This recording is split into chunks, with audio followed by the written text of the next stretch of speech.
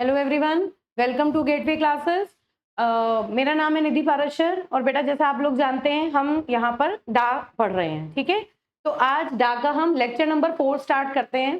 अभी तक जितना भी मैंने पढ़ाया है उसमें मैंने लास्ट लेक्चर में आपको बताया था कि मैं रिकरेंस रिलेशन आज स्टार्ट करूंगी, है ना। लास्ट लेक्चर में हमने एसिम्प्टोटिक नोटेशंस कंप्लीट किए थे, तो आज हम रिकरेंस रिलेशंस की का डिस्कशन शुरू करते हैं।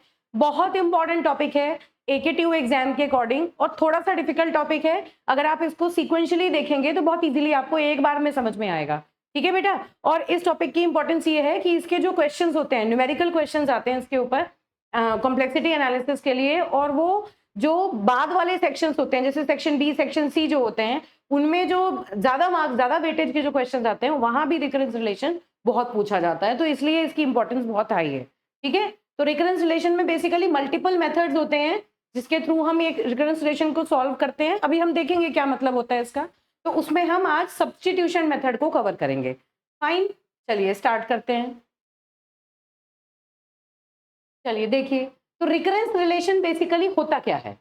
अ recurrence is an equation that describes a function in the terms of its value on smaller inputs। ये जो बात कही गई इस बात को हमें एक एक करके समझना है। देखो, रिकरेंस जो वर्ड है उसका मीनिंग क्या होता है। देखो, अगर मैं सिंपल लिखूं रिकरेंस,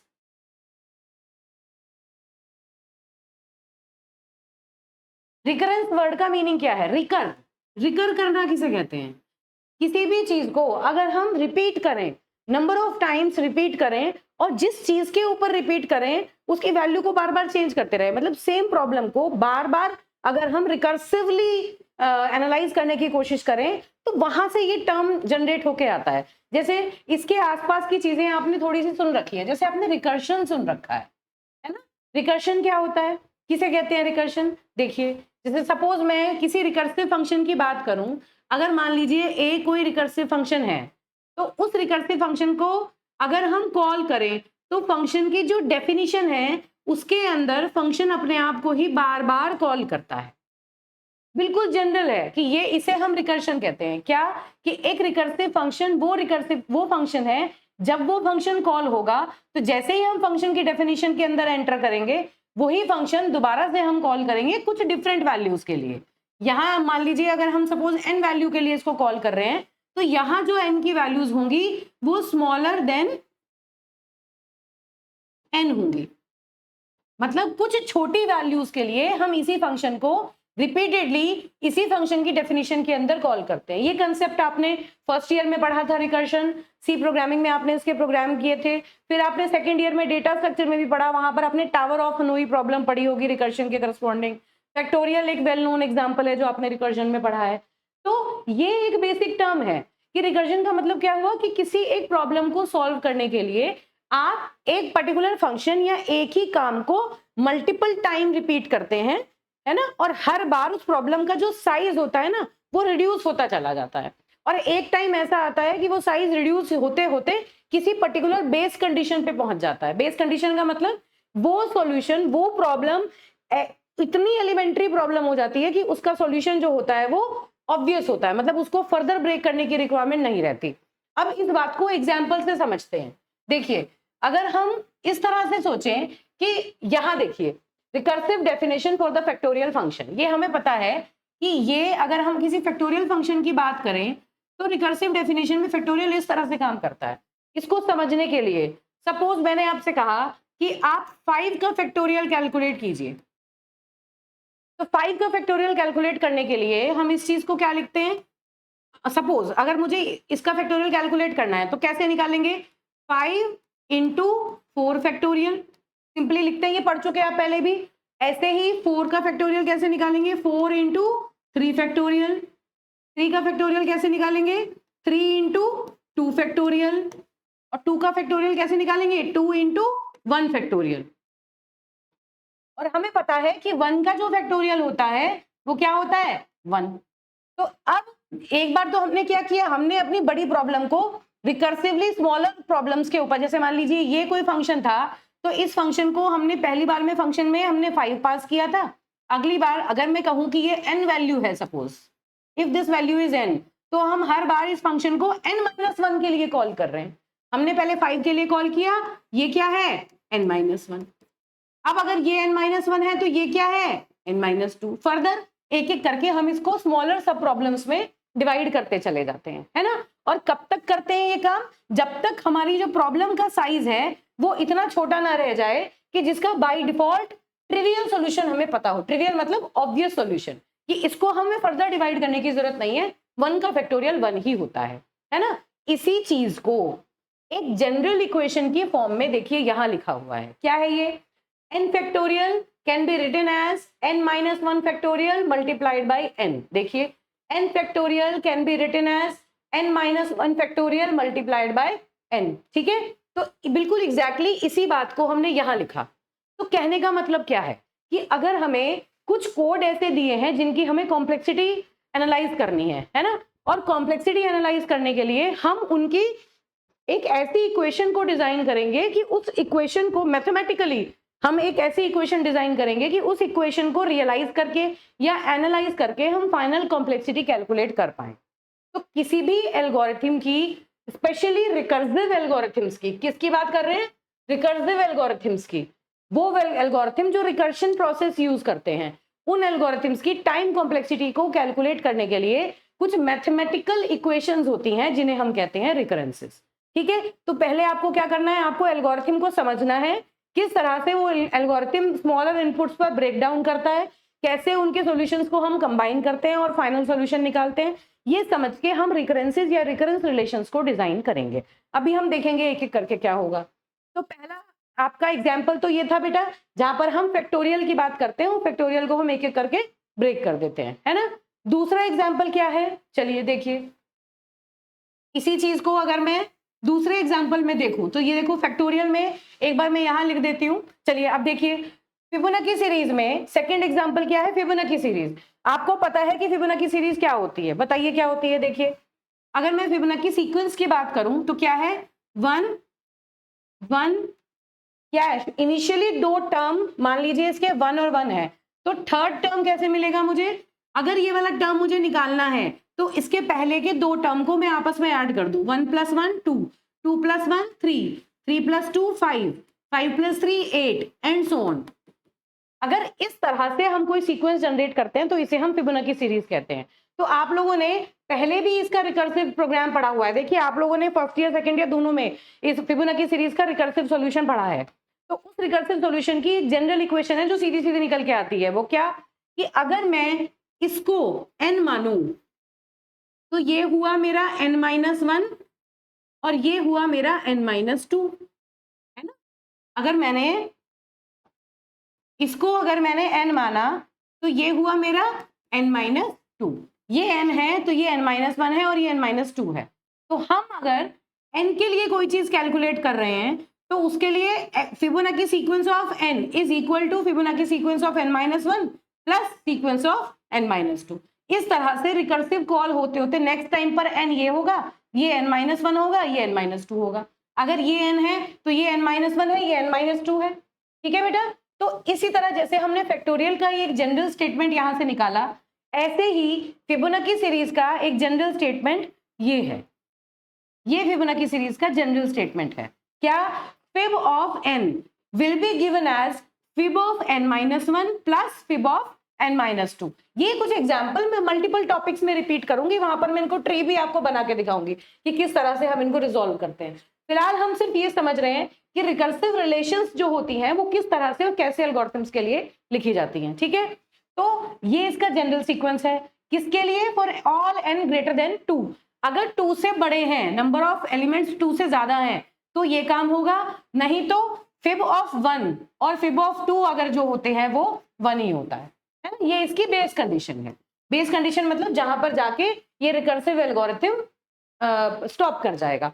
ठीक, तो ये कुछ बेसिकली 2 बिल्कुल बेसिक रिकर्सिव प्रॉब्लम्स हैं जिन्हें हम ऑटोमेटिकली पढ़ चुके हैं। तो उनके एग्जाम्पल मैंने इसलिए लिए कि इस तरह से जो रिकर्सिव एल्गोरिथम्स होते हैं उनकी कॉम्प्लेक्सिटीज को लिखने के लिए हम मैथमेटिकल टूल्स यूज करते हैं।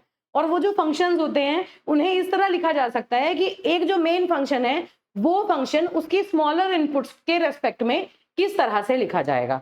तो इस चीज को हम रिकरेंस रिलेशन कहते हैं।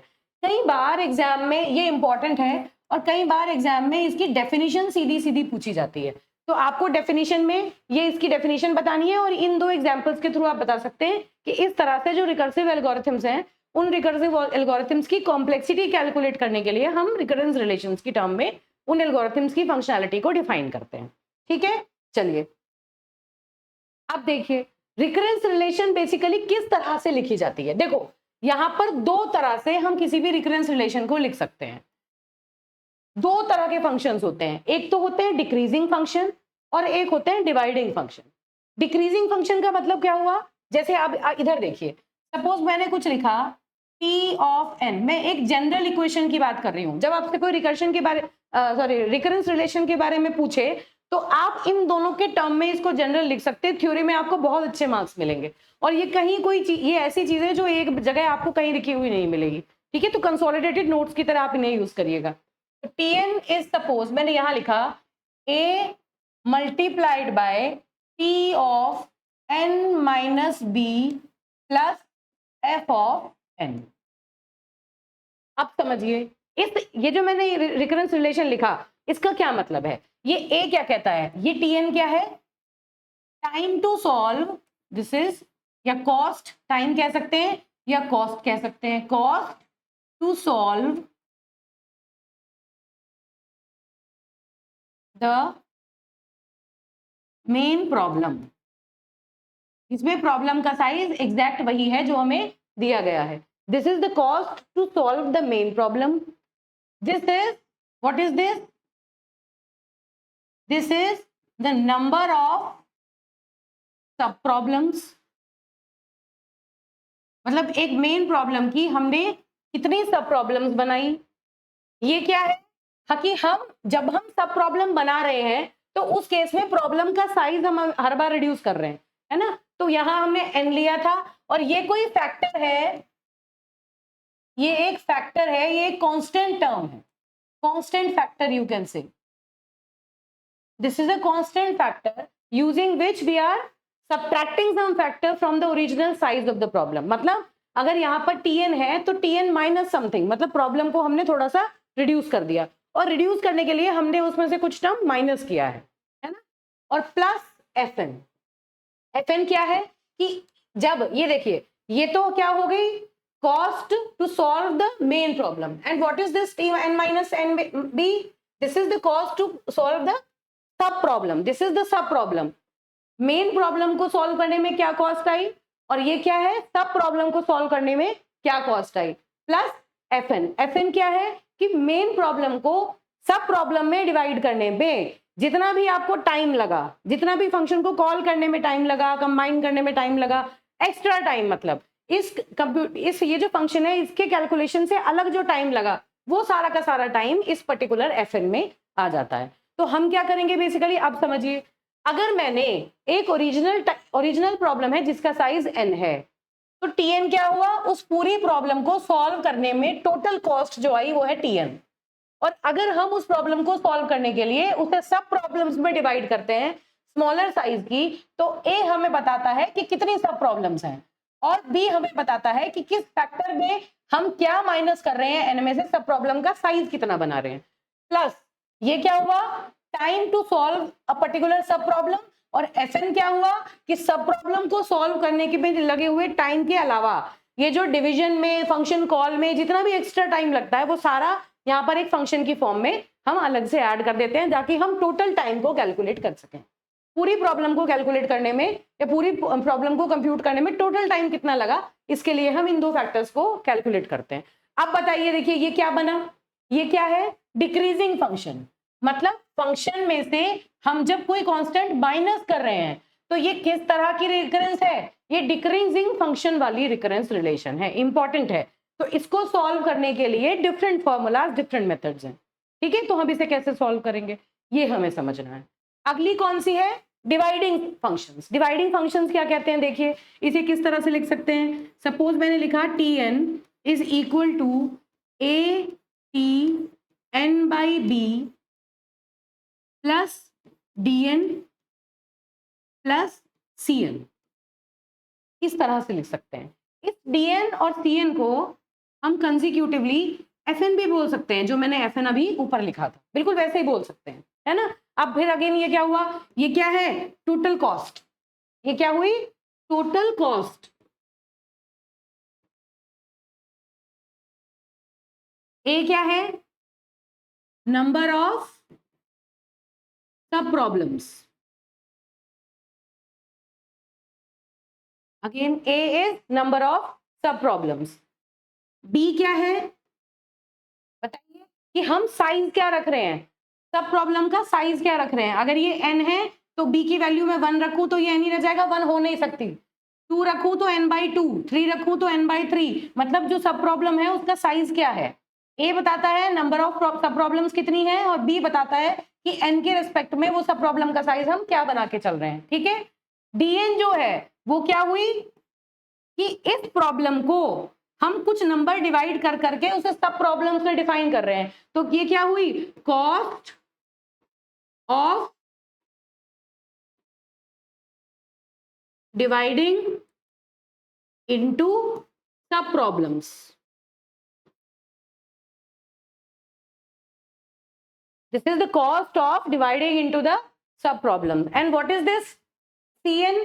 This Cn is the cost of combining the solutions।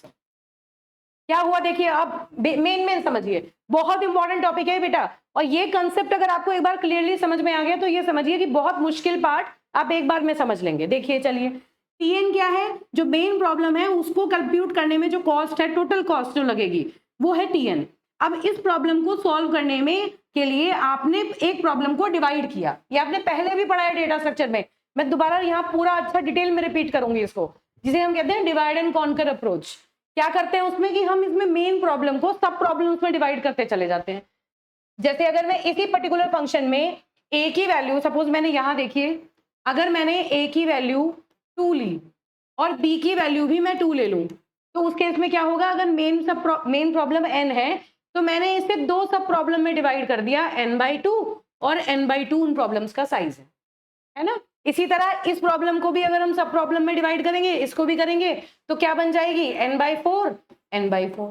हर बार हम n/4 n/4 करेंगे, क्यों, क्योंकि हमें क्या करना है, every time in every step we have to place the value of n as n/2। तो मेन प्रॉब्लम क्या हुई, साइज उसका n, सब प्रॉब्लम बनी 2, क्यों, क्योंकि a की वैल्यू 2 थी। अब इन दोनों सब प्रॉब्लम्स को भी हम फर्दर सब प्रॉब्लम में डिवाइड करें तो एक सब प्रॉब्लम का जो साइज होगा वो होगा n/4 एंड सो ऑन। यही चीज हम करते चले जाएंगे, ठीक है। तो इस चीज को यहां शो मैथमेटिकली शो करने के लिए यही चीज ऐसे जनरल फॉर्म में लिखी जाती है, जिसमें हम ये बताते हैं कि ये है नंबर ऑफ सब प्रॉब्लम कितनी बनाई हमने, ये है एक प्रॉब्लम का साइज, तो ये पूरा क्या हुआ, सब प्रॉब्लम्स को सॉल्व करने में कितना टाइम लगा, प्लस ये क्या है, ये जो डिवाइड करने में टाइम लगा ये है dn, और जो कंबाइन, जब हम फाइनली इनके सॉल्यूशंस को कंबाइन करके टोटल कॉस्ट निकालेंगे तो उसके लिए जो टाइम लगा वो होगा Cn, ठीक है। तो बेटा इस तरह से जब हम रिकरेंस रिलेशंस को सॉल्व करते हैं ना, तो दो तरह के फंक्शन हम यूज करेंगे। पहला फंक्शन है डिक्रीजिंग फंक्शन और दूसरा फंक्शन है डिवाइडिंग फंक्शन। डिक्रीजिंग फंक्शन में क्या होता है कि जो सब प्रॉब्लम है वो किसी एक पर्टिकुलर कांस्टेंट को मेन प्रॉब्लम के साइज में से माइनस करके जनरेट होती है, जबकि जो डिवाइडिंग फंक्शंस होते हैं उनमें सब प्रॉब्लम को हम डिवाइडेड बाय 2, डिवाइडेड बाय 3, ये डिवीजन जो ऑपरेशन है इसका यूज करके बनाते हैं। तो ये चीजें आपके लिए इंपॉर्टेंट है, इन्हें आपको याद रखना है, ठीक है बेटा। चलिए आगे देखते हैं, इन्हीं चीजों को अब हम मैथमेटिकली एनालाइज करेंगे। अब यहाँ देखिए, तो जो अभी मैंने बात की डिवाइड एंड कॉन्कर अप्रोच, ये आपको अच्छे से समझ में आनी जरूरी है ताकि आपको रिकर्सिव सॉल्यूशंस का, ये रिकरेंस रिलेशंस का मतलब समझ में आए। तो देखिए, जब हम किसी भी प्रॉब्लम को रिकर्सिवली सॉल्व करते हैं, डिवाइड एंड कॉन्कर अप्रोच क्या कहता है कि आप divide the problem, first step क्या है, किसी भी प्रॉब्लम को नंबर ऑफ सब प्रॉब्लम्स में डिवाइड करिए, और वो सब प्रॉब्लम्स जो कि स्मॉलर इंस्टेंसेस हैं ऑफ द सेम प्रॉब्लम। जैसे मैंने कहा कि एक ही प्रॉब्लम का बस साइज रिड्यूस करना है, प्रॉब्लम का साइज छोटा करते जाना है, और रिड्यूस करते करते हम उसे एलिमेंट्री लेवल तक ले जाएंगे। कैसे, पहला काम क्या हुआ, आप प्रॉब्लम को डिवाइड करिए। जैसे यहां पर है एक टोटल वर्क है, उस टोटल वर्क को आपने W1, W2, W3 3 वर्क्स में डिवाइड कर दिया। काम वही है लेकिन साइज कम है, अमाउंट ऑफ वर्क कम है, ठीक। फिर एक आपने इसके लिए एक वर्कर असाइन कर दिया, इसके लिए एक वर्कर असाइन कर दिया, इसके लिए एक कर दिया, ये इसके रिजल्ट्स मिले। अलग अलग वर्कर्स ने अपने अपने रिजल्ट्स कंप्यूट किए और फिर फाइनली आपने इन तीनों रिजल्ट्स को कंबाइन करके यहाँ पर रिजल्ट जनरेट कर दिया, है ना। तो मतलब क्या हुआ, पहले यहाँ पर पार्टीशन मतलब आपने डिवाइड किया काम को, फिर यहाँ पर आपने कॉन्कर किया, इसे कहते हैं कॉन्कर करना, मतलब जो कैलकुलेशन आपको करनी है आपने पूरा कंप्यूटेशन किया और फिर उसके बाद आपने इनको कंबाइन कर दिया, फिर आपने एक एक करके इन्हें कंबाइन कर दिया। तो जो मेन प्रॉब्लम थी उस मेन प्रॉब्लम का सॉल्यूशन आपको यहाँ पे मिला, ठीक बात है। तो अब इस चीज को किस तरह से समझेंगे, देखिए। तो यहाँ पर क्या हुआ, conquer the sub problems by solving them recursively if the sub problem sizes are small enough then bottom out. मतलब स्मॉल इनफ का मतलब इतना छोटा छोटा रिड्यूस करते जाओ कि हम बिल्कुल बेसिक सॉल्यूशन पे पहुंच जाएं और फिर वहां जाके हम उसकी वैल्यू को कैलकुलेट कर लेंगे रिकर्सिवली, जैसे हमने फैक्टोरियल में बात की थी, ठीक है। तो ये तो बेसिक पैराडिम है जिसमें हम ये देखते हैं कि किसी भी मेजर वर्क को हम किस तरह मल्टीपल प्रॉब्लम्स में डिवाइड कर सकते हैं। अब इधर आ जाइए, डिवाइड एंड कॉन्कर अप्रोच में फिर बेसिकली क्या हुआ, जनरलाइज कि मेन प्रॉब्लम है हमारे पास, इस तरह से भी देख सकते हैं, उस मेन प्रॉब्लम को हमने सब प्रॉब्लम्स में डिवाइड किया। ये कौन सा स्टेप हुआ, फेज 1, दैट इज डिवाइड। फिर अगला फेज कौन सा हुआ जिसमें हमने सब प्रॉब्लम्स को सॉल्व किया, ये क्या है, सॉल्यूशन ऑफ सब प्रॉब्लम बन गए। This time this phase is called as conquer and the third one is जब हमने इन सारे सब प्रॉब्लम्स को आपस में कंबाइन कर दिया, तो this is the third step. जब भी हम करते हैं हम क्या करेंगे, पहले सब प्रॉब्लम्स बनाएंगे, फिर उन सब प्रॉब्लम्स को रिकर्सिवली सॉल्व करेंगे और फिर फाइनली उन सब के सॉल्यूशंस जो होते हैं उन सबको कंबाइन कर देंगे, तो जो मेन प्रॉब्लम होती है उसका सॉल्यूशन हमें मिल जाता है, ठीक है। चलो इसके एग्जांपल देखते हैं पहले ताकि वो अच्छे से समझ में आए। तो डिवाइड एंड कॉन्कर अप्रोच का पहला सबसे आसान एग्जांपल है बाइनरी सर्च। पढ़ रखा है तुमने, बताओ बाइनरी सर्च क्या होता है। लीनियर सर्च के बारे में मैंने लास्ट लेक्चर में डिस्कस किया था जब मैंने कॉम्प्लेक्सिटीज बताई थी, है ना। बाइनरी सर्च क्या होता है, बाइनरी सर्च ये कहता है, देखिए सर्चिंग क्या होती है कि आपको एक एरे गिवन है, उसमें मल्टीपल एलिमेंट्स हैं और आपको ये पता करना है कि एक पर्टिकुलर एलिमेंट उस एरे में है या नहीं, उसे सर्चिंग कहते हैं। लीनियर सर्च में क्या था कि आप एलिमेंट बाय एलिमेंट एक एक एलिमेंट से कंपेयर करते चले जाओ, जहां मिले वहां आप टर्मिनेट करके बाहर आ जाओ, बता दो एलिमेंट है या नहीं। बाइनरी सर्च क्या कहता है कि भाई पूरा जो एरे है, अब हम एक एक करके कंपेयर नहीं करना चाहते, हम क्या करेंगे कि हमें जो एरे चाहिए वो सॉर्टेड एरे चाहिए। बाइनरी सर्च कब अप्लाई होता है, the array should be sorted. किस पे होना चाहिए, देखिए अब ये जो डायग्राम है इसमें ध्यान से देखिए, एक्स क्या है, एक एरे है और ये कैसा एरे है, ऑलरेडी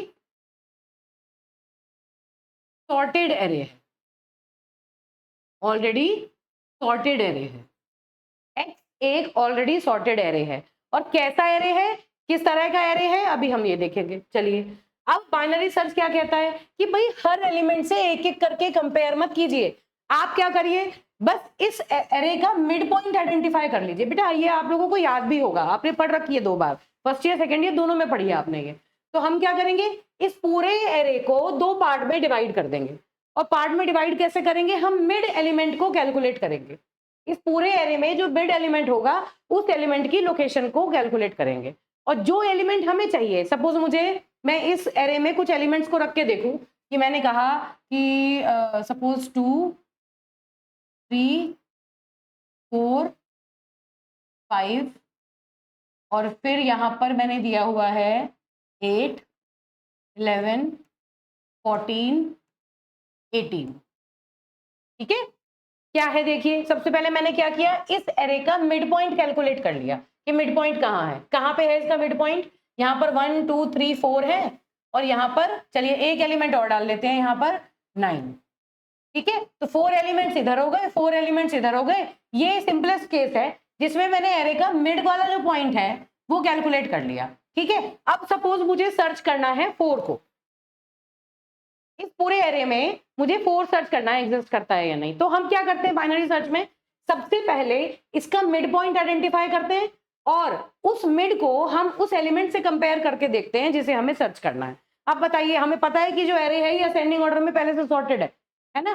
तो 8 से छोटा अगर कोई भी एलिमेंट हम इसमें सर्च करेंगे तो वो कहाँ मिलेगा हमें, इस वाले एरे में मिलेगा, इधर की साइड के एरे में मिलेगा, तो ऑटोमेटिकली जो प्रॉब्लम का साइज था ना वो हाफ हो गया। भाई हमारा जो इनपुट साइज था, अभी तक हमारे पास देखिए 9 एलिमेंट्स थे जिनसे हम कंपेयर कर सकते थे, लेकिन सिर्फ एक ही मिड पॉइंट एक बार डिवाइड करने पर भी जो प्रॉब्लम का साइज था वो आधा रह गया, है ना। अब हमारे पास सिर्फ 4 एलिमेंट बचे जिनमें हम फाइंड आउट कर सकते हैं 4 कहाँ एग्जिस्ट करता है। तो कहने का मतलब क्या हुआ कि ये जो पहला वाला पार्ट है ये है डिवाइड पार्ट। इसमें हमने क्या किया, हमने इस एरे को 2 इक्वल हाफ में डिवाइड कर दिया और जो मिड पॉइंट है उस मिड पॉइंट से अपने एलिमेंट को कंपेयर किया। अगर वो एलिमेंट इससे छोटा है तो हम सिर्फ इस वाले हाफ में सर्च करेंगे, इसे छोड़ देंगे, और अगर बड़ा है तो इसे छोड़ देंगे, सिर्फ इस वाले हाफ में सर्च करेंगे। ठीक है, तो इस तरह एक एक करके हम जो प्रॉब्लम है उस प्रॉब्लम को सब प्रॉब्लम में डिवाइड करते चले जाएंगे और फिर फाइनली जो मेन प्रॉब्लम हो, जो वो एलिमेंट होगा, उस एलिमेंट की लोकेशन हम फाइंड आउट कर पाएंगे कम नंबर ऑफ कंपैरिजन में, जल्दी ये काम हो जाएगा। जबकि लीनियर सर्च में आपने क्या देखा था कि आप शुरू से लेके, मान लीजिए लास्ट एलिमेंट है तो शुरू से लेके आखिर तक कितने नंबर ऑफ कंपैरिजन आपको करने पड़ेंगे, है ना। तो बाइनरी सर्च की ये जो अप्रोच है ये डिवाइड एंड कॉन्कर अप्रोच है, जिसमें कि हम हर बार मिड एलिमेंट को कैलकुलेट करते हैं और एरे को 2 हाफ में डिवाइड कर देते हैं। फाइन, और जब तक ये काम करते हैं जब तक हम उसे वो पर्टिकुलर एलिमेंट हम सक्सेसफुली सर्च नहीं कर लेते। तो कॉन्कर पार्ट बेसिकली क्या हुआ, जो कंपैरिजन है मिड के साथ उस, और की मतलब वो वैल्यू जिसको हम सर्च कर रहे हैं, की वैल्यू हमारे पास क्या है 4, उन दोनों को देखेंगे और वो एक ही हाफ में हम सर्च करेंगे। अगर हमें यहाँ गए तो हम सिर्फ इस हाफ को सॉल्व करेंगे, इसे छोड़ देंगे। अगर हमको बड़ी मिलती है तो इस हाफ को सर्च करेंगे, इसे छोड़ देंगे। तो ये पार्ट कौन सा हुआ, कॉन्कर पार्ट। ठीक है, तो ये इसे कहते हैं डिवाइड एंड कॉन्कर अप्रोच। सीधी सीधी बात, एग्जाम्पल के लिए समझने के लिए मैंने बाइनरी सर्च का एक थोड़ा सा एग्जाम्पल आपको बताया। आप डिवाइड एंड कॉन्कर में अगर आपको कुछ लिखने के लिए पूछा जाता है, मान लीजिए एक शॉर्ट नोट आया और आपसे कहा गया कि बताइए डिवाइड एंड कॉन्कर अप्रोच क्या होता है, तो ये एक एग्जांपल लेके आप उसे इजीली एक्सप्लेन कर सकते हैं। हालांकि अभी और भी बहुत सारी चीजें आएंगी जो डिटेल में आप लोग देखेंगे। ठीक है बेटा, चलिए अब अगला क्या एग्जाम्पल हो सकता है डिवाइड एंड कॉन्कर का, मर्ज सॉर्ट। ये भी आपने पहले देखा हुआ है। मर्ज सॉर्ट क्या करता है कि एक एरे है, इस एरे को आपको सॉर्ट करना है। तो मर्ज सॉर्ट ये कहता है कि आप इस एरे को 2-2 हाफ में डिवाइड करते चले जाइए। Every time the problem solution is divided into 2 parts, equal 2 parts, है ना।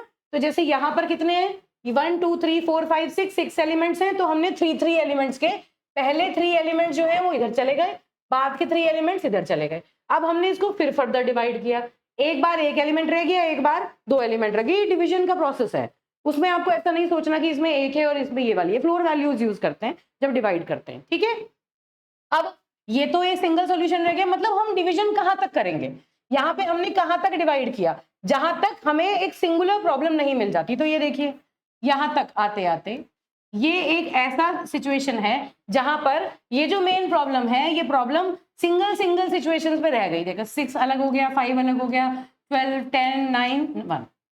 तो कैसी सब प्रॉब्लम्स बन गई, उतनी बन गई जिनका सब प्रॉब्लम का साइज 1 है। अगर एक एरे में एक ही एलिमेंट है तो उसे क्या ही सॉर्ट करेंगे, वो अपनी प्लेस पे रह जाएगा। ऐसे क्या हुआ, कितने एरे बन गए कि जो सब प्रॉब्लम है, जो साइज है, वो एक ही एलिमेंट एक एरे में एग्जिस्ट कर रहा है, तो इसके फर्दर आप इसको डिवाइड कर ही नहीं सकते। तो ये तो प्रोसेस क्या हो गया, divide, division, this is divide, है ना। और फिर आप क्या करेंगे, इनको रिकर्सिवली सॉल्व करेंगे और फिर एक एक करके कंबाइन करते चले जाएंगे। पहले आपने इन्हें कंबाइन किया, फिर ये जो 10 और 9 है इन्हें कंबाइन किया, फिर इन्हें कंबाइन किया, ऐसे करते करते ये जो है ये कंबाइनिंग है, दिस इज कंबाइनिंग। कॉन्कर किसे कहते हैं, जब हम इन्हें रिकर्सिवली सॉल्व करते हैं, जो सब प्रॉब्लम्स हैं उन्हें रिकर्सिवली सॉल्व किया जाता है, उस अप्रोच, उस स्टेप को हम कॉन्कर कहते हैं, जैसे हमने पहले अभी देखा था। ठीक है, अब इधर देखो, इधर देखिए बेटा, ये ध्यान से समझना है, ये है रिकरेंस रिलेशन। ये क्या, ये मर्ज सॉर्ट की रिकरेंस रिलेशन है। ये क्या कहती है कि टोटल कॉस्ट, अगर आपके एरे में n एलिमेंट्स हैं तो उन n एलिमेंट्स को मर्ज सॉर्ट के थ्रू सॉर्ट करने में टोटल कॉस्ट Tn आएगी। अभी हमने पढ़ा था, ये कब आएगी, नीचे वाली इक्वेशन को देखिए, कब आएगी। इसको कैलकुलेट करने के लिए अगर हम इसके प्रोसेस को रिकर्सिवली लिखें, रिकरेंस के थ्रू में लिखें, तो क्या कह रहे हैं कि हम हर बार एरे को 2 सब प्रॉब्लम में डिवाइड कर देते हैं। Every time the size of the array is divided by 2। Her bar 2 problem में डिवाइड करते हैं और हर प्रॉब्लम का जो साइज होता है वो हाफ होता है। देखिए हर बार हमने क्या किया, दो प्रॉब्लम में डिवाइड किया और एक का जो प्रॉब्लम का साइज था वो दूसरी प्रॉब्लम से, मतलब मेन प्रॉब्लम से आधा था, है ना। तो ये क्या था ए, ये क्या था B. A means the number of sub problems and B belongs to the size of sub problem. Size बनाने के लिए हम बी का यूज करते हैं। एन को बी से डिवाइड करेंगे तो n/2, n/3, n/4 इस तरह से वैल्यूज चलती है। और ये क्या हुआ कि डिवीजन में और कंबाइनिंग में जो एडिशनल टाइम लगा वो टाइम यहां पर हमने लिख रखा है। तो ये इसकी रिकरेंस रिलेशन हो गई कि टोटल कॉस्ट जो मर्ज सॉर्ट की आएगी, टोटल कॉम्प्लेक्सिटी वो कैसे आएगी, 2 times of Tn/2 plus theta of n। इसको आप u ऑफ n लिख लें, कोई प्रॉब्लम नहीं है। और ये कब होगा, when n is greater than 1, जब n की वैल्यू 1 से ज्यादा होगी, मतलब एरे में 1 से ज्यादा एलिमेंट है। और इसकी बेस कंडीशन क्या है कि अगर एरे में एक ही एलिमेंट है तो फिर भैया एक एलिमेंट को सॉर्ट करने के लिए तो कांस्टेंट टाइम लगता है। क्यों, क्योंकि आपको उसको सॉर्ट करना ही नहीं है, आपको बस देखना है एलिमेंट को और आपको एक बार कंपेयर करना है, वो आपको सक्सेसफुली वही मिल जाएगा। ठीक है, तो इसका मतलब क्या हुआ, अब देखिए जब भी हम रिकरेंस रिलेशन लिखते हैं ना बेटा, तो एक तो होता है जनरल कंडीशन जो n वैल्यूज के लिए होती है, और एक दूसरी होती है बेस कंडीशन जहां पर आप सॉल्यूशन को एंड करते हैं, है ना। तो ये क्या हुआ कि ये मर्ज सॉर्ट है, इस मर्ज सॉर्ट की रिकरेंस में इस तरह से इसकी जनरल इक्वेशन लिखी जाएगी, बिल्कुल एग्जैक्टली जैसे हमने यहां लिखा ना, ऐसे ही हम बाइनरी सर्च की भी जनरल इक्वेशन लिख सकते हैं। कैसे होगी बताइए, अगर मैं इसकी जनरल इक्वेशन लिखूं क्या बनेगी, देखिए चलिए यहां लिखते हैं, T ऑफ n किस फॉर्म में लिख सकते हैं, बाइनरी सर्च क्या कहता है, हर बार हम एरे के साइज को 2 हाफ में डिवाइड कर देते हैं, है ना। क्या करते हैं, एरे के साइज को आधा कर देते हैं, हाफ तो बनता नहीं क्योंकि हम 2 हाफ तो सोचते ही नहीं, हम तो किसी एक हाफ में जाते हैं। तो every time the problem size is reduce to half, तो क्या लिखेंगे, T of n/2 plus theta of 1 या कांस्टेंट, है ना, क्योंकि जो सॉल्व कर रहे हैं, जो डिवाइड कर रहे हैं, उसमें कितनी देर लग रही है, बस मिड एक एलिमेंट को कंपेयर करना है हर बार मिड को, तो इसलिए कांस्टेंट टाइम, एडिशनल जो टाइम है वो तो कांस्टेंट टाइम चलेगा। लेकिन अब ये क्या कह रहा है, टोटल कॉस्ट अगर Tn है तो, और हम जब अगली बार चले तो हमने कितनी सब प्रॉब्लम बनाई, एक, दो नहीं बनाई, हमने एरे को 2 हाफ में डिवाइड तो किया है, लेकिन इन दोनों में से कोई एक ही है जिसे हमें फर्दर सॉल्व करना है, हमें दूसरी को सॉल्व नहीं करना। इसलिए यहाँ नंबर ऑफ सब प्रॉब्लम जो है वो क्या है, 1, है ना। और साइज ऑफ सब प्रॉब्लम के लिए मैंने यहाँ 2 लिया क्योंकि प्रॉब्लम का साइज जो है वो हाफ हो गया, पहले एरे में जितने एलिमेंट थे अब इसमें आधे एलिमेंट है। ठीक बेटा, तो इस तरह से बाइनरी सर्च की कॉम्प्लेक्सिटी कैलकुलेट करने के लिए इसकी रिकरेंस रिलेशन हम ऐसे लिख सकते हैं।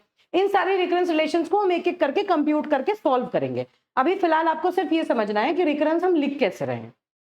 चलिए अब इधर देखिए, अब ये जनरल सॉल्यूशन है जहां से हम पढ़ना स्टार्ट करते हैं। देखिए क्या है ये, recurrence relations are often used to model the cost of recursive functions. Recursive function की कॉस्ट को निकालने के लिए हम यूज करते हैं। जैसे फैक्टोरियल के लिए हमने ये कर ली, रिकरेंस रिलेशन पहले से लिखी हुई है ना, क्या कि अगर 0 है या 1 है तो उस केस में ये 0 आएगा, और नहीं तो Tn-1 प्लस 1 हो जाएगा। इस तरह से एक जनरल सॉल्यूशन हमने दिया हुआ है। अब देखिए चलिए, Tn-1 का मतलब क्या हुआ, देखो सीधा सीधा समझो, ये पूरी नंबर का फैक्टोरियल कैलकुलेट करने में जितनी कॉस्ट लगी, प्लस n-1 के लिए हम फैक्टोरियल को कॉल करते हैं उसके लिए कितनी कॉस्ट लगी, प्लस जो हमने फंक्शन को कॉल किया उसके लिए हमें कांस्टेंट टाइम लगेगा। Every time for a recursive call we will take the constant time. ये फंक्शन कॉल के लिए हमने एक कांस्टेंट को ऐड किया हुआ है बस।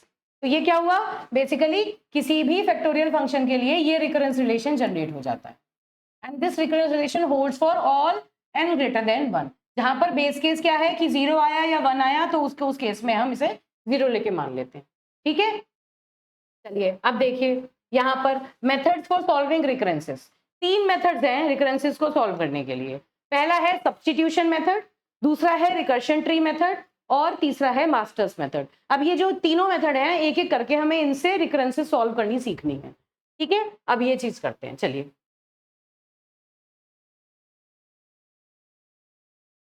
आइए, अब सब्स्टिट्यूशन मेथड, सबसे पहला है सब्स्टिट्यूशन मेथड जो हमें समझना है। देखिए यहां तो ये एग्जांपल है, इससे समझेंगे, उससे पहले हम ये समझ लें कि बेसिकली सब्स्टिट्यूशन मेथड होता क्या है। देखो बेटा, सब्स्टिट्यूशन क्या कहता है कि आप इनपुट साइज जो है उसको सब्स्टिट्यूट कीजिए एक सीक्वेंस ऑफ टर्म्स में और स्मॉलर टर्म्स में। सीक्वेंस ऑफ टर्म में सब्स्टिट्यूट, स्मॉलर टर्म में हम उसको एक एक करके सब्स्टिट्यूट करते हैं।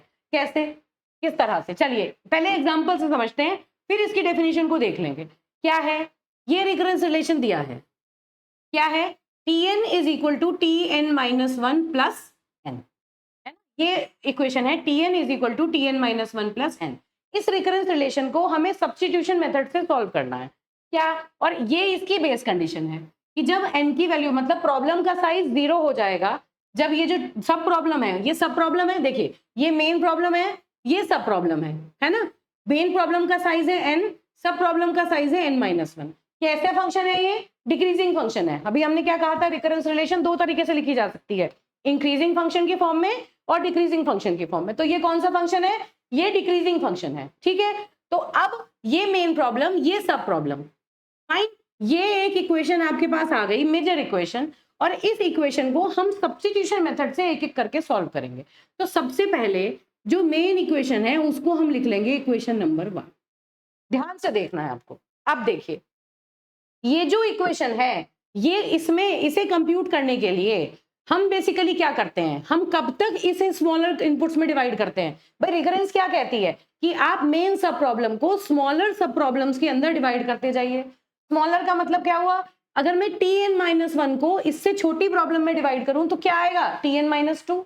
तो हम क्या कोशिश करें कि हम अब इस टर्म को स्मॉलर टर्म में लिखने की कोशिश करेंगे। तो क्या करें, Tn माइनस वन को कैलकुलेट करते हैं। चलिए हम क्या कह रहे हैं कि next time we will calculate Tn minus one. चलिए करिए, Tn माइनस वन यहाँ हमने कैलकुलेट किया। कैसे होगा Tn माइनस वन कैलकुलेट, देखो यहाँ पर मैं लिख के दिखा रही हूँ आपको। सपोज मैंने ये लिखा Tn is equal to T of n minus one plus n, ठीक है बेटा। इस यहां से आइडिया लीजिए, फिर उसके बाद यहां पर आएंगे। अब मुझे Tn माइनस वन को कैलकुलेट करना है, तो क्या करूं, ये मेरी मेन इक्वेशन है। इस पूरी इक्वेशन में अगर मुझे Tn माइनस वन चाहिए तो इस n की बजाय मुझे n माइनस वन रखना है ना। तो करो कैलकुलेट। अगर मैं Tn माइनस वन को कैलकुलेट करूं तो क्या आएगा, इस इक्वेशन में n की बजाय n माइनस वन रख रही हूं मैं, तो T ऑफ इस n की बजाय क्या रखूं, n माइनस वन। तो n minus one minus two बन गया, तो Tn माइनस वन क्या बना, n माइनस टू, प्लस इस n की बजाय n माइनस वन रखो तो क्या आया, n माइनस वन। मतलब मैंने क्या किया, जो मेन इक्वेशन थी उस मेन इक्वेशन से मुझे Tn माइनस वन कैलकुलेट करना है। वो कैलकुलेट करने के लिए अगर मैं इस इक्वेशन में n की वैल्यू n माइनस वन रख दूं तो मुझे यहाँ Tn माइनस वन मिल रहा है ना। तो उसे कैलकुलेट करने के लिए मैंने n की वैल्यू को n माइनस वन रख दिया। अब मैं क्या करूं, अब मुझे फाइनली क्या चाहिए, मुझे यही इक्वेशन चाहिए Tn माइनस टू की टर्म्स में। तो हम क्या करेंगे, ये जो वैल्यू यहां मैंने कैलकुलेट की, इस वैल्यू को कहां रखेंगे, यहां पर, इस वैल्यू को इस इक्वेशन में हम पुट कर देंगे। तो क्या आया निकल के दोबारा से, Tn इज इक्वल टू, यहां क्या लिखा था, Tn minus one. Tn minus one की जगह क्या लिखना है मुझे, Tn minus two plus n minus one, है ना। तो इस पूरी की पूरी क्वांटिटी को इसकी जगह पर प्लेस करिए। क्या आया, Tn minus two plus n minus one, n minus one, है ना, प्लस n जो पहले से यहां पर था। एक बात है, तो देखिए अब बिल्कुल एग्जैक्टली यही चीज इधर देखिए, ये आपकी मेन इक्वेशन है। इस मेन इक्वेशन को कैलकुलेट करने के लिए मैंने Tn माइनस वन को कैलकुलेट किया, जो मैंने लिखा किस तरह कैलकुलेट किया। अब इस Tn माइनस वन की वैल्यू मैंने इस पर्टिकुलर इक्वेशन में रख दी। मैंने Tn माइनस वन की जो पूरी वैल्यू आई, इस पूरी वैल्यू को मैंने इस इक्वेशन से सब्स्टिट्यूट कर दिया। This is called substitution. तो अब Tn में क्या मिला, Tn is equal to Tn minus two plus n minus one plus n, जो ये आया। Now this is equation number 2। तो बेसिकली आपको वैल्यू तो फाइंड आउट किसकी करनी है, Tn की ही करनी है हर बार। किस तरह से लिखना है कि हम Tn इक्वल टू के टर्म में ही लिखेंगे, लेकिन लिखेंगे कैसे कि जो सब प्रॉब्लम है ना उसका साइज और रिड्यूस करते चले जाएंगे। अब ठीक है, अब यहां से फिर दोबारा अगर हम Tn माइनस टू को कैलकुलेट करें तो क्या आएगा, T ऑफ, चलिए दोबारा Tn माइनस टू को कैलकुलेट करिए तो क्या आएगा, अगला Tn बताइए क्या आएगा। चलिए इधर देखते हैं, Tn माइनस टू की वैल्यू बताओ क्या आएगी, कैलकुलेट करो। ये जो मेन इक्वेशन है, इसी इक्वेशन में हर बार n की वैल्यू चेंज करनी है ना।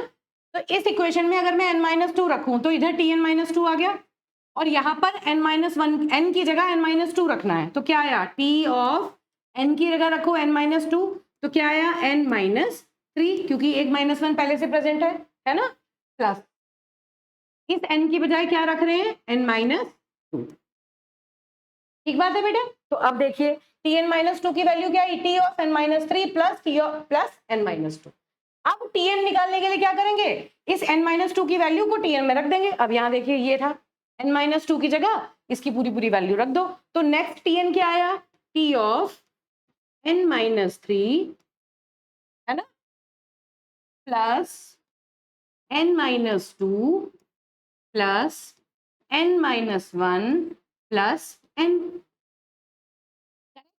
अब फर्दर अगले स्टेप पर अगर मुझे n माइनस 3 की टर्म चाहिए तो मैंने इसको ऐसे लिख लिया, and now this is your equation number 3। ठीक है ना, this is your equation number 3।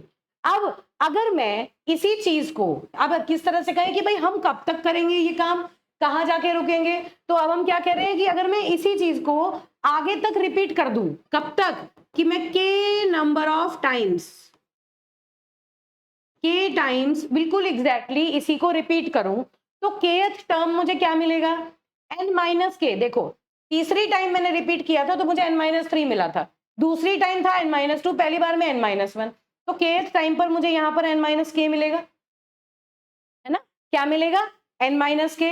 और फिर यहाँ क्या मिला, n माइनस के माइनस 1। देखो जब यहाँ n माइनस 3 मिला तो यहाँ n माइनस 2 था ना, तो t ऑफ n माइनस के अगर मिला तो यहाँ 3 से -1 वाली वैल्यू मिली, तो यहाँ k है तो यहाँ k माइनस 1 मिला, यहाँ k माइनस 2 मिला। ऐसे करते करते रिड्यूस होते होते कहाँ पहुंच गए, n तक पहुंच गए हर बार।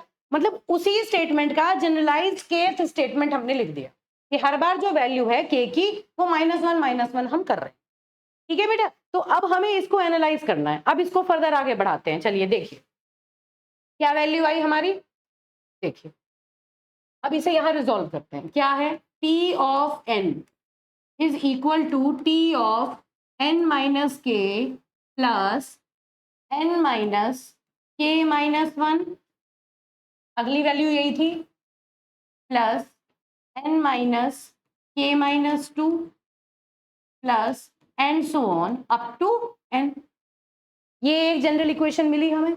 अब इस जनरल इक्वेशन को अगर हमें सॉल्व करना है तो देखो जो लास्ट रिकरेंस थी इसमें देखो इसने क्या कहा था कि ये जो Tn की वैल्यू है ये 1 हो जाएगी फॉर n इक्वल टू 0। क्या मतलब हुआ, Tn की value will be 1 for n equal to 0। लिखो इसे यहाँ पे, फॉर Tn क्या दिया हुआ है, T of n is equal to 0 for n is equal to 1, this is given. C T of n is equal to 1 for n equal to 0, sorry, for n is equal to 0, T of n is equal to 1 for n is equal to 0। चलो ये हमें given है, this is already given to us. तो इसका मतलब क्या हुआ भाई, इसका मतलब है कि प्रॉब्लम का साइज रिड्यूस करते करते कितना पहुंचा देना है, 0। तो हम जब kth स्टेप तक हमने इस चीज को रिपीट कर लिया तो प्रॉब्लम का साइज हमें क्या मिला, रिड्यूस होते होते 0, है ना। तो इसका क्या मतलब हुआ कि प्रॉब्लम साइज अगर हम ये मान रहे हैं, ये देखो बेटा हम ये मान के चल रहे हैं कि हम एक एक स्टेप करके प्रॉब्लम का साइज छोटा करते जा रहे हैं, और छोटा करते करते करते करते kth टाइम चलाने पर जो n माइनस के हमें मिला ये स्मॉलेस्ट साइज है ना, जिसे हम अज्यूम करके चल रहे हैं कि इससे छोटा कुछ नहीं मिलेगा। और वो साइज कितना होना चाहिए, 0 हमारी बेस कंडीशन तक पहुंचने के लिए। तो हम क्या कर रहे हैं, पुट n माइनस के इज इक्वल टू 0। क्या लिख देंगे, पुट n माइनस के इज इक्वल टू 0। क्यों, क्योंकि हमें ये चाहिए कि हमें t ऑफ n चाहिए, है ना, और n की वैल्यू 0 पर t ऑफ n जो है वो 1 आ जाता है। तो अगर मैं इसको n माइनस के को 0 ले लूं तो इसका मतलब k की वैल्यू क्या आ गई, n। सीधी सीधी पहली वैल्यू है जो हमने k की कंप्यूट की। मतलब k की वैल्यू जो है अगर मैं n रख दूं तो उस केस में देखो ये पूरा का पूरा टर्म जो होगा वो 0 हो जाएगा। तो अब देखते हैं इस वैल्यू को अगर हम इस इक्वेशन में रखेंगे तो क्या आएगा, चलिए रखिए, Tn is equal to t of n minus k की वैल्यू क्या है, 0। तो ये क्या हुआ, t ऑफ 0। देखो t ऑफ 0 की वैल्यू क्या है, 1। जब n की वैल्यू 0 है तो Tn की वैल्यू 1 है, ये तो 1 आ गया, प्लस अब इधर देखिए n माइनस n माइनस 1, ये क्या हुआ, n माइनस n प्लस 1। देखिए के की जगह मैंने n रख दिया, तो n minus n plus one plus, अब ये क्या हुआ n minus n plus two and so on up to n, है ना, सीधा सीधा दिख रहा है। तो अब इसे फिर सॉल्व करते हैं आगे फर्दर। तो tn की वैल्यू क्या कैलकुलेट होके आई, t0 की वैल्यू क्या आई 1 प्लस, अब बेटा ये क्या है, सादा सीधा सीधा नजर आ रहा है, what is this, this is 1 plus 2 plus 3 plus and so on up to n। बिल्कुल नजर आ गया, ये तो 1 से लेके n तक के सारे नंबर्स का सम, और हमें पता है ये क्या होता है, क्या होता है ये 1 plus n multiplied by n plus 1 divided by 2, है ना। तो बताओ कौन सा टर्म मिल रहा है, n स्क्वायर। तो इस पर्टिकुलर एल्गोरिथम की जो रिकरेंस रिलेशन हमें दी हुई थी, उस रिकरेंस रिलेशन की कॉम्प्लेक्सिटी क्या आई, order of n square. This is your answer, order of n square. ठीक है, इस तरह से सब्स्टिट्यूशन मेथड काम करता है। एक बार और दोबारा से देखो, देखो कैसे किया हमने, जो भी इक्वेशन हमें दी है हम इस इक्वेशन को उससे स्मॉलर टर्म पे कैलकुलेट करते चले जाते हैं। जैसे n माइनस वन के टर्म में था तो हम n माइनस वन कैलकुलेट करेंगे, इसी इक्वेशन में n की वैल्यू को n माइनस वन रखेंगे, फिर n माइनस वन की वैल्यू को इसमें रिप्लेस कर देंगे, और फिर t, अब ये देखिए अब दूसरी इक्वेशन हमें ये मिल गई, फिर यहां से हम n माइनस टू कैलकुलेट करेंगे इसी में रख के, फिर उसकी वैल्यू को मेन इक्वेशन में रख देंगे इस वाली में, तो तीसरी इक्वेशन मिल गई। इस तरह से हम एक जनरलाइज सॉल्यूशन फाइंड आउट करने की कोशिश करते हैं। हम ये देखते हैं कि अगर हम प्रॉब्लम का साइज घटाते चले जाएं तो kth नंबर ऑफ टाइम पर क्या सीक्वेंस बनेगा, जनरल फॉर्मूला क्या बनेगा, ये चीज हमें देखनी है। एक बात आपको याद रखनी है कि ये जितने भी यहाँ पर टर्म जनरेट होते हैं ना, उन टर्म्स को बेटा आपको देखिए, ये जितने भी टर्म यहाँ जनरेट हुए उन टर्म्स को ना आपको आपस में ऐड नहीं करना। अगर आप ऐड करेंगे तो आपको एक जनरल मैकेनिज्म होगा, जनरल सीक्वेंस जो होगा वो नजर नहीं आएगा। तो आप बस टी वाले टर्म्स को ऐड करिए या मल्टीप्लाई कीजिए जो भी दिखे, लेकिन जो फर्दर टर्म्स है ना उनको सॉल्व किए बिना एज इट इज लिखते चले जाएं, ताकि हम एक पैटर्न को देख पाए, एक सीक्वेंस हम जनरेट कर पाए। ठीक है, चलिए और सॉल्यूशंस लेते हैं। तो इस चीज को अगर हम के नंबर ऑफ टाइम करते हैं तो ये एक जनरल इक्वेशन बन जाती है, और हमें ये दिया हुआ है कि प्रॉब्लम का साइज जब जब जीरो हो जाएगा तो टी ऑफ एन की वैल्यू 1 होगी। तो ये हमारी प्रॉब्लम का साइज है, इसको हम 0 मान लेते हैं, तो क्या आता है, के की वैल्यू n आ जाती है। अब इसी पूरी इक्वेशन में के की वैल्यू को हमने n पुट कर दिया तो ये मिला, इसे हमने सॉल्व किया तो हमें ऑर्डर ऑफ n स्क्वायर इसकी ग्रोथ पता चल गई। This is how we can use substitution method for solving recurrences. और एग्जाम्पल लेते हैं, चलिए देखिए ये अगला एग्जाम्पल है, इसमें क्या लिखा है, 2tn minus one plus n for all n greater than 0। ये इक्वेशन है जो सॉल्व होगी, और अगर n की वैल्यू 0 हो गई, मतलब जो प्रॉब्लम का साइज है अगर वो 0 हो गया, तो हमें एक कांस्टेंट सॉल्यूशन मिल जाएगा, tn की वैल्यू 1 मिल जाएगी। चलो देखो, ये एक पहली इक्वेशन है, this is tn is equal to 2tn minus one plus one, this is equation number 1। ठीक है, अब हमें क्या कैलकुलेट करना है, tn minus one. tn minus one calculate कैसे होगा बताओ, n की जगह अगर मैं n माइनस टू रख दूं तो tn माइनस वन मिल जाएगा। चलिए देखिए कैसे कर रहे हैं, एक स्टेप में करके दिखाती हूँ, बाकी आप इसे रिलेट कर लेंगे। कैसे है देखो, tn is equal to 2tn minus one plus one. ठीक है बेटा, ये हुई आपकी इक्वेशन नंबर 1। अब आप कैलकुलेट करिए t of n minus one. जब आप t of n minus one calculate करेंगे तो आप इस इक्वेशन में n की जगह n माइनस वन रखेंगे, तो क्या हुआ, यहाँ तो n माइनस वन आ गया, ये 2 है ना, और ये क्या आया, t ऑफ n की जगह n माइनस वन रखो तो n minus two plus one. ये आपने tn माइनस वन कैलकुलेट कर लिया, और अगली जनरल इक्वेशन के लिए इस n माइनस वन की वैल्यू को कहाँ पुट करेंगे, यहाँ पर t of n minus one की वैल्यू को मेन इक्वेशन में पुट करेंगे। तो अब देखिए अगर मैं इसकी वैल्यू को यहां पर पुट कर दूं तो फिर दोबारा से tn की वैल्यू क्या आएगी, equal to t of n equal to क्या है, ये 2 पहले से था, है ना, 2 के बाद tn माइनस वन की वैल्यू क्या है, 2tn minus two plus one, this is your tn minus one पूरा, है ना, 2 बाहर निकाल लिया प्लस वन। रिजोल्व करो, क्या इक्वेशन बनी, 2 raise to the power 2tn minus two, है ना, और ये 2 अंदर चला गया, प्लस 2 + 1। मैंने इसको +3 नहीं लिख रही हूँ, देखिए मैंने +2 + 1 लिख के छोड़ दिया, मैंने इसको सॉल्व नहीं करना क्योंकि आगे जाके देखेंगे सीक्वेंस कैसा बनता है। ठीक है, तो ये जो जनरल इक्वेशन आई कौन सी, ये सेकंड जनरल इक्वेशन आ गई टीएन की। हर बार जो टीएन के टर्म आ रहे हैं उनको हमें लिखते जाना है। तो देखिए ये चीज यहाँ कर रखी है, एग्जैक्टली जो मैंने आपको यहाँ करके दिखाया ये यहाँ लिखा हुआ है। तो t n is equal to 2 square t n - 2 + 2 + 1। ठीक है बेटा, अब देखिए, चलिए अब ये हुई इक्वेशन नंबर 2। अब अगर मैं आप सॉल्व करेंगे तो आप पाएंगे कि मैं अगली बार अगर टीएन की वैल्यू निकालूं तो वो अगली वैल्यू मुझे क्या मिलेगी, 2³ टी ऑफ n-3 + 3 + 2 + 1, ये थर्ड इक्वेशन मिलेगी मुझे ऑब्वियसली। क्यों, क्योंकि हम n-2 पुट करेंगे इसमें तो ये n-3 की टर्म में हमें मिलेगा और हर बार 2 मल्टीप्लाई होगा तो यहाँ 2³ मिलेगा, है ना। अब इसके जनरल सॉल्यूशन के लिए अगर मैं इसी चीज को k टाइम्स चढ़ाऊं, हम ये मान के चलें कि k टाइम्स इसी जो सब प्रॉब्लम है उसका साइज घटाते घटाते k टाइम सॉल्व करने के बाद हम एक जनरल इक्वेशन पे पहुंचे। अब देखिए इसको जनरलाइज करिए, देखिए इधर देखो, थर्ड स्टेप जब था, थर्ड इक्वेशन में जो थर्ड स्टेप है उसमें यहाँ 3 है, मतलब kth स्टेप में यहाँ पर k आएगा 2⁻k, है ना। और t ऑफ n-3 मतलब n-k, k की जो वैल्यू है वही यहाँ पर आई n-k प्लस 2⁻k - 1, है ना। 2⁻k - 1 का मतलब क्या हुआ कि यहाँ पर जो 2⁻k - 1 क्या, k की वैल्यू क्या है 3,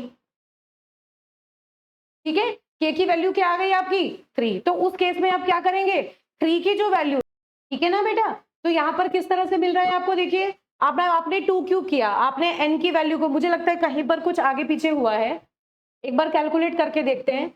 जब हम जब हम n-2 की वैल्यू पुट करते हैं तो यहाँ पर क्या आएगा,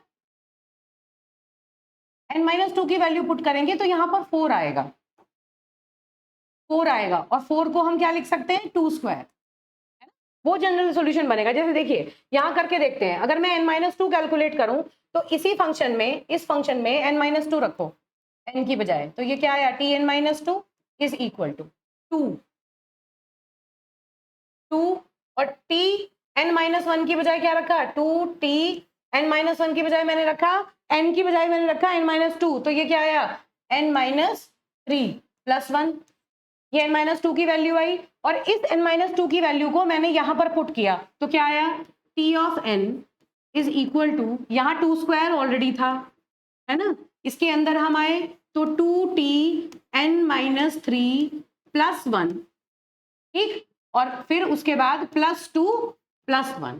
तो बेटा इसको सॉल्व करेंगे तो क्या हुआ 2³ Tn-3 और ये जो 2 स्क्वायर था ये यहाँ पर ऐड होगा +2 स्क्वायर +2 + 1। हाँ तो देखो ये सीधा सीधा यहाँ सीक्वेंस में गड़बड़ हो गया था। हम क्या कह रहे हैं कि जब थर्ड टर्म आया तो यहाँ पर ये 2 स्क्वायर आया +2 + 1, इसका 2 स्क्वायर को भी हम 4 नहीं लिखेंगे, 2 स्क्वायर ही लिखेंगे, है ना, क्योंकि ये हमें 2 की पावर दिखा रहा है, 2 की पावर 0, 2 की पावर 1, 2 की पावर 2 ऐसे इंक्रीज हो रही है एक एक करके।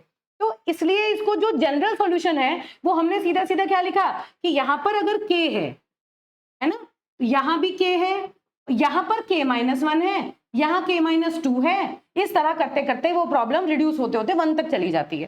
तो इसका मतलब इसकी जो जनरल फॉर्म है वो हमें ये मिल गई, है ना। जनरल फॉर्म तक पहुंचते हैं फिर इसको हम एनालाइज करते हैं। चलिए देखिए जनरल फॉर्म पे आ गए हम, सपोज यहाँ पर हम जनरल फॉर्म पे आ गए, इसके बाद देखते हैं तो Tn की वैल्यू हमने क्या कैलकुलेट की, Tn इज इक्वल टू, देखिए क्या था 2⁻k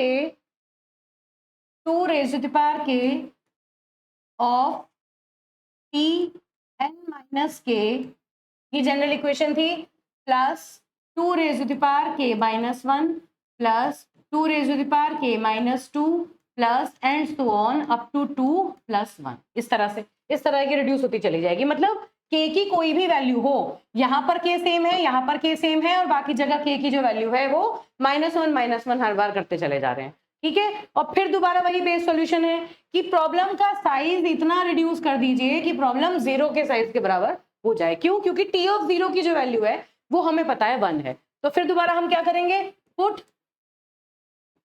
n माइनस के इक्वल टू 0। जब हमने n माइनस के को 0 सेट किया तो k की वैल्यू क्या निकल के आ गई, n अगेन।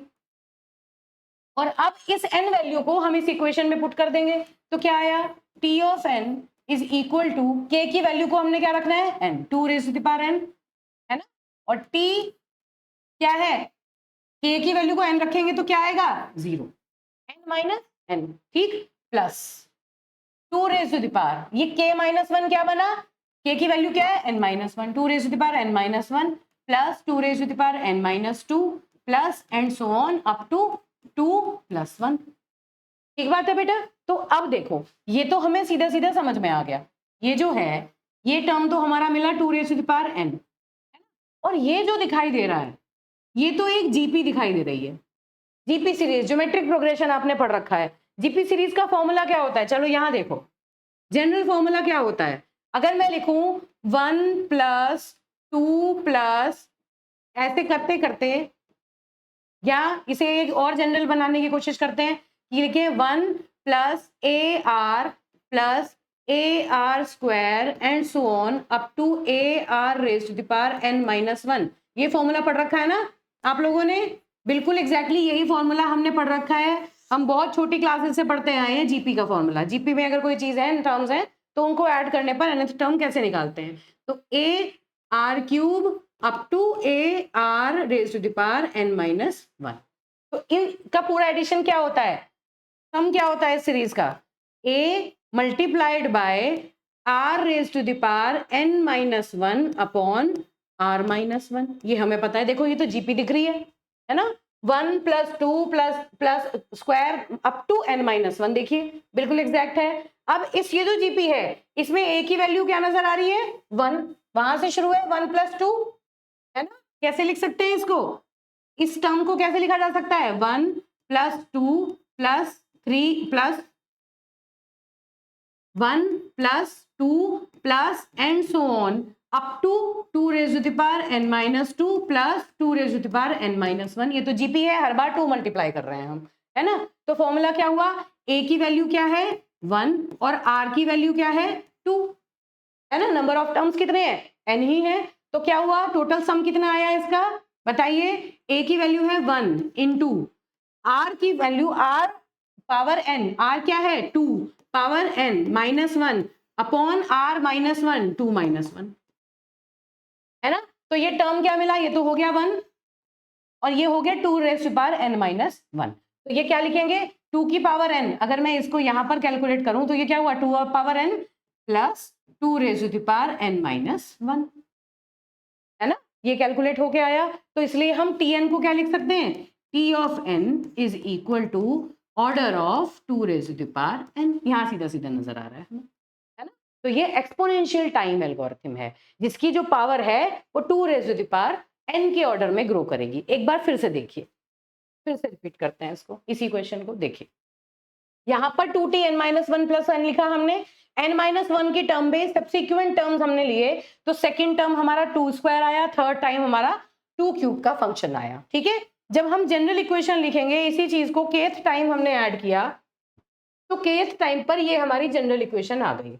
अब आपको बेटा क्या करना है, आपको हर बार एक पैटर्न को आइडेंटिफाई करने की कोशिश करनी है। अगर आप उस पैटर्न को आइडेंटिफाई कर गए तो आप बहुत इजीली मैथमेटिक्स के थ्रू ही ये जनरल सॉल्यूशन के आराम से आप इसको सॉल्व कर सकते हैं। तो अब क्या हुआ, ये जो सॉल्यूशन है सब प्रॉब्लम का साइज आपको 0 करना है, तो हमने n माइनस के को अगेन 0 रख दिया, k की वैल्यू हमें n मिल गई। अब इस k की वैल्यू को हमें कहां पर पुट करना है, यहां पर चलाते जाना है। तो बताइए k की वैल्यू मैंने क्या रखी, n रखी, तो 2 raise to the power n t 0 cut हो गए plus 2 raise to the power n minus 1 करते करते अप टू 1 तक हम आ गए।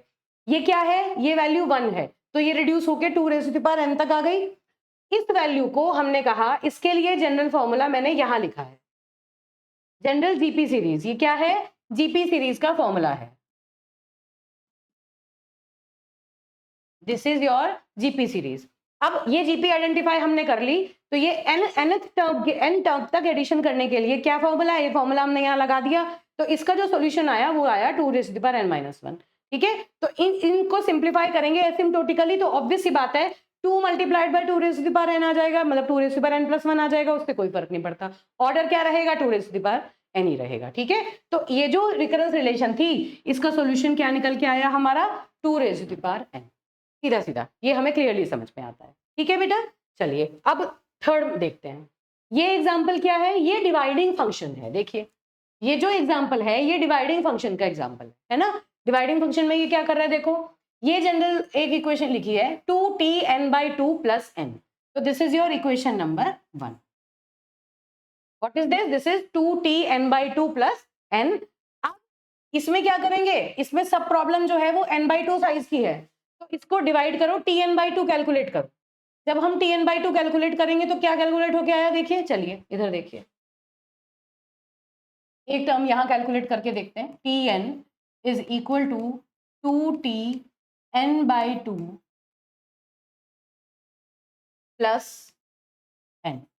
tn is equal to 2t(n/2 + n), ठीक है। हाँ, अब हम tn/2 को कैलकुलेट करते हैं। t ऑफ n/2 कैसे कैलकुलेट होगा, इस वाली इक्वेशन में n की जगह n/2 रखो, तो क्या आया 2t, तो n ऑलरेडी है, n/2 पहले से है, तो यहाँ क्या हो जाएगा n/2²। 4 नहीं लिखेंगे क्योंकि हमें सीक्वेंस देखना है ना, प्लस n की जगह क्या लिखेंगे n/2। तो ये इस इक्वेशन में अगर मैं n की जगह n/2 पुट करूं तो ये tn/2 निकल गया। इसे और जनरलाइज फॉर्म में कैसे लिखते हैं, चलिए इतना छोड़ देते हैं। अब दोबारा से इस tn/2 की वैल्यू को मुझे कहाँ रखना है, इस फर्दर इक्वेशन में रखना है नेक्स्ट फर्दर सॉल्यूशन के लिए। तो क्या करेंगे, t ऑफ n, आगे क्या निकला बताइए, इसके नेक्स्ट 2 पहले से दिया है, tn/2 की वैल्यू क्या है 2t(n/2² + n/2), है ना, ये तो पूरा आ गया प्लस n। मैंने क्या किया, tn/2 की वैल्यू को मैंने इस इक्वेशन में पुट कर दिया। तो इसको हम सॉल्व करेंगे तो क्या आया 2² tn/2 का होल स्क्वायर प्लस ये 2 अंदर मल्टीप्लाई होगा तो क्या आएगा, 2 से 2 कैंसिल हो जाएगा, तो मतलब प्लस n। देखिए मैंने दोनों n को आपस में ऐड नहीं किया, अभी हम देख रहे हैं कितने टर्म पे कितने n जनरेट हो गए, ठीक है। तो ये देखिए ये tn है, ये नेक्स्ट tn है जो आपका जनरेट हुआ, ठीक बात है बेटा। अब इसी तरह अगर आप नेक्स्ट tn को जनरेट करेंगे तो उस केस में आप क्या निकालेंगे, tn/2 का होल स्क्वायर, है ना। tn/2 का होल स्क्वायर जब निकालेंगे तो आपको फर्दर टर्म जनरेट होके मिलेगी, क्या मिलेगी बताइए, तो क्या होगा n/2 का होल स्क्वायर, मतलब इसी इक्वेशन में फाइंड आउट कीजिए। चलिए दोबारा से देखते हैं, tn/2 का होल स्क्वायर कैलकुलेट करो, tn/2 होल स्क्वायर, इसे कैलकुलेट करने के लिए इसमें n/2 होल स्क्वायर रखना है हमें, ठीक बात है, रखो। तो 2 पहले से है, t n की जगह क्या रखना है n/2 होल स्क्वायर, तो क्या हुआ n/2 स्क्वायर मतलब n/2 क्यूब हो गया, है ना। n/2 होल स्क्वायर पहले से था, एक n/2 2 यहाँ पे था, तो n/2 होल क्यूब, ठीक। इस वाले फंक्शन में n/2 whole cube plus n की जगह हमें क्या रखना है n/2 होल स्क्वायर, ठीक बात है। अब देखिए इसी वैल्यू को ऊपर वाले फंक्शन में रखिए, ये जो tn आया था आपका, इस वैल्यू को यहां पर रखिए, तो क्या आया tn की वैल्यू, देखिए 2² पहले से है, अब नई वैल्यू क्या आई 2t(n/2³ + n/2², ये पूरा आया ये वैल्यू प्लस n, है ना। इसको सिंप्लीफाई करो, सिंप्लीफाई करेंगे तो क्या आएगा 2³, ये देखिए 2³ tn/2³ प्लस ये 2² जब अंदर मल्टीप्लाई होगा तो 2² से 2² कट हो जाएगा, तो क्या आया n + n + n, है ना। This is the next term, तो क्या आया नेक्स्ट टर्म बताइए 2³ t of n/2³ plus n + n + n। This is your third equation. I hope this is clear. चलिए अब ऐसे करते करते इसको कट कर देते हैं। अगर ऐसे करते करते I repeated k times, repeated k times जैसे हम यूजुअली करते आए हैं, तो tn की वैल्यू क्या आएगी बेटा, is equal to kth time पर, देखो इसे हम क्या लिख सकते हैं, एक चीज ऑब्जर्व करनी है, सेकेंड टाइम पर क्या आया n plus n, third time पर आया 3 बार n, फर्स्ट टाइम पर एक ही n था। इसका मतलब जितनी पावर यहां पर चल रही है उतने ही n आ रहे हैं, है ना। तो कैसे लिखेंगे generally, 2 raise to the power k t n upon 2 raise to the power k। भाई सीधे सीधी बात है, जो वैल्यू k की यहां पर है वही वैल्यू k की यहां पर है, पैटर्न आइडेंटिफाई करो, है ना। Plus n plus n plus n कितने बार, k टाइम्स, क्या k टाइम्स, तो क्या लिखूं kn। ये तो जनरल सॉल्यूशन हो गया इसका। भाई यहाँ तो ये क्या है, दिस इज 3n, है ना, दिस इज 2n। इस तरह से इसको हम क्या लिख सकते हैं, kn। ठीक बात है। अब इस जनरल प्रॉब्लम का सॉल्यूशन फाइंड आउट करना है, और हमें क्या दिया, for n equal to 1 tn equal to 1, मतलब प्रॉब्लम साइज, देखिए हम डिवाइड कर रहे हैं तो डिवीजन में प्रॉब्लम का साइज 0 नहीं पहुंचाएंगे हम, जो डिवाइड बाय 0 कैसे कर सकते हैं, तो यहां पर क्या करेंगे, प्रॉब्लम का साइज ये गिवन है कि जब n की वैल्यू 1 रह जाएगी, मतलब प्रॉब्लम का साइज यूनिट रह जाएगा, तब उस केस में tn इक्वल टू 1 आएगा। अब देखिए इसको सॉल्व करते हैं, आगे क्या लिखा है ये देखिए, चलिए इक्वेशन हमें क्या मिली, t of n is equal to 2 raise to the power k t n upon 2 raise to the power k plus kn, है ना बेटा। और हमें दिया हुआ क्या है, गिवन क्या है, गिवन हमें क्या है कि t of 1 is equal to, क्या दिया था, t of 1 is equal to 1, मतलब n की वैल्यू जब 1 है तो tn की वैल्यू 1 आएगी। यही बात है, जब n की वैल्यू 1 है तो tn की वैल्यू 1 प्रोड्यूस होगी। n का मतलब क्या हुआ कि प्रॉब्लम का जो साइज हम रिड्यूस कर रहे हैं वो किसके बराबर रह जाएगा, 1 के बराबर। तो इसका मतलब पुट प्रॉब्लम का साइज क्या है, n by 2 raise to the power k, n put n upon 2 raise to the power k is equal to 1, है ना। इसे रिजॉल्व करेंगे और k की वैल्यू निकालेंगे कि भाई kth टाइम क्या बात हुई, है ना। तो इसे क्या लिख सकते हैं, 2 raise to the power k is equal to क्या हुआ n, है ना। दोनों साइड का लॉग ले लो तो क्या आया, अगर हम k को लिखें तो हम k को सीधे सीधे लॉग के टर्म्स में लिख सकते हैं, तो k क्या आ गया, log n बेस 2, बहुत सीधी बात है, दोनों साइड का लॉग ले लो तो k की वैल्यू log n के टर्म में आ गई। ठीक बात है।